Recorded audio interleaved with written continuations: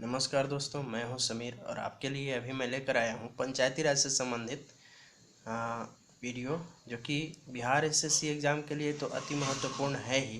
दूसरे एग्ज़ाम में भी शायद ही इससे प्रश्न नहीं पूछे जाते हैं। लगभग सभी एग्ज़ाम में इससे प्रश्न पूछे जाते हैं, लेकिन अभी आप चूँकि बिहार एसएससी की तैयारी कर रहे हैं, इसलिए इसको आप ध्यान रख लें तो ज़्यादा अच्छा है, क्योंकि बिहार एसएससी में इससे 5 से लेकर के 15-20 क्वेश्चन तक पूछते हैं। ठीक है, क्योंकि पिछले एग्ज़ाम का मैं एक बार देख रहा था, प्रीवियस ईयर का प्रश्न, उसमें मैंने देखा कि 15 क्वेश्चन लगभग पूछे हैं। तो पंचायती राज से संबंधित सारा कंसेप्ट आप समझ लें। ठीक है, तो इससे पहले कि मैं आगे बढ़ूं, आप इस चैनल को सब्सक्राइब और लाइक कर लें। ठीक है, आप सब्सक्राइब और लाइक करते हैं तो समझते हैं कि आप मुझे वास्तव में हौसला दे रहे हैं कि मैं आपको और बताऊं और वीडियो उपलब्ध कराऊं। ठीक है, चलिए शुरू करते हैं। पंचायती राज का उद्देश्य क्या है? तो पंचायती राज का उद्देश्य सत्ता का विकेंद्रीकरण। सत्ता का विकेंद्रीकरण से मतलब क्या कि आम लोगों तक जो लोकतंत्र है, लोकतंत्र से संबंधित व्यवस्थाएं हैं, सुविधाएं हैं, वो आम लोगों तक पहुँचे। ठीक है, जो गांव में है, जो दूर दराज है, वहाँ तक पहुँचे। इसके लिए पंचायती राज की स्थापना की गई थी। ठीक है, नेक्स्ट है, किस अनुच्छेद में राज्य सरकार को पंचायत राज से संबंधित निर्देश दिए गए हैं? पंचायती राज से संबंधित निर्देश दिए गए हैं, तो यह अनुच्छेद 40। ठीक है, ये कई बार दूसरे एग्जाम में भी पूछे जा चुके हैं। नेक्स्ट है, किस अनुच्छेद में भारतीय संविधान गांधीवादी दर्शन को माना गया है? भारतीय संविधान में गांधीवादी दर्शन को माना गया है, तो यह अनुच्छेद 40। नेक्स्ट है, भारत में विकेंद्रीकरण के जनक किसे माना जाता है? तो है लॉर्ड रिपन। ठीक है, ये 1880 से 1884 तक भारत में थे। इसके जस्ट बाद 1885 में कांग्रेस की स्थापना हुई थी, और उस समय थे जो भारत के वायसराय, वो थे लॉर्ड डफरिन। ठीक है, लॉर्ड डफरिन के शासनकाल में स्थापित हुआ था कांग्रेस की स्थापना, लेकिन स्थानीय स्वशासन की स्थापना लॉर्ड रिपन ने शुरू किया था। ठीक है, 1880 से 1884 तक के रहे थे भारत में। ठीक है, चलिए नेक्स्ट है, भारत में स्थानीय विकास के लिए सामुदायिक विकास कार्यक्रम कब शुरू किया गया था? तो सबसे पहली बार सामुदायिक विकास कार्यक्रम शुरू किया गया था 2 अक्टूबर 1952 को। हालांकि यह सफल नहीं हो पाया था। यह सुझाव P.A. पाली ने दिया था, जो अमेरिका के थे। ठीक है, चलिए नेक्स्ट देखते हैं, पंचायती राज के सुधार हेतु कौन कौन सी समितियां बनाई गई हैं? तो आज तक 5 समितियां बनाई गई है। सबसे पहली समिति है बलवंत राय मेहता समिति। ठीक है, ये 1957 में बनाई गई थी। अशोक मेहता समिति 1977 में बनाई गई थी। PV के राय समिति 1985 में बनाई गई थी। ML सिंघवी समिति 1986 में बनाई गई थी।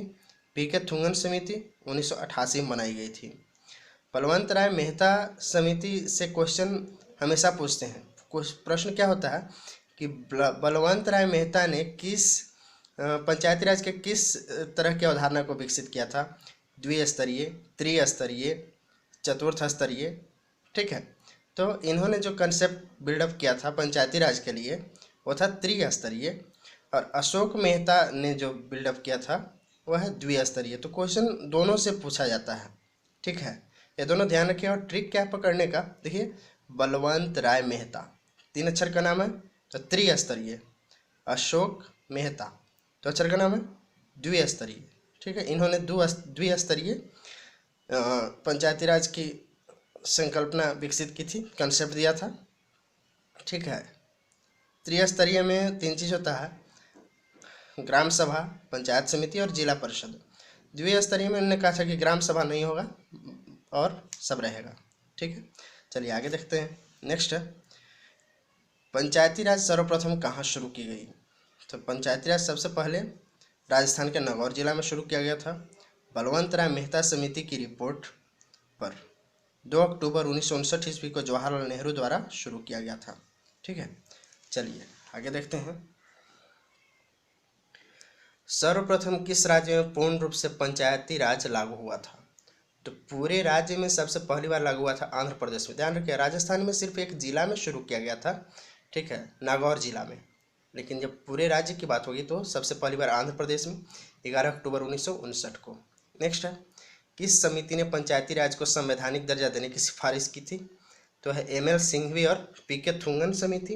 एम.एल. सिंघवी की स्थापना 1986 में हुआ था और पी.के. थुंगन 1988 में। ठीक है, पीछे मैं बता चुका हूँ। नेक्स्ट है, पंचायती राज को संवैधानिक दर्जा देने के लिए पहली बार कौन सा संविधान संशोधन किया गया था? यह है 64वां संविधान संशोधन। ठीक है, संवैधानिक दर्जा देने के लिए। लेकिन हुआ क्या था कि 1979 में राजीव गांधी ने इसकी शुरुआत तो की थी, संविधान संशोधन की सारी प्रक्रिया शुरू कर दी थी, लेकिन उसी समय लोकसभा भंग हो गई थी, इस वजह से पूर्ण रूप नहीं प्राप्त कर सका और उस समय संवैधानिक दर्जा इसे नहीं मिल सका। आगे हम लोग जानेंगे कि कब मिला। ठीक है, नेक्स्ट है, त्रिस्तरीय पंचायती राज की सिफारिश किसने की थी?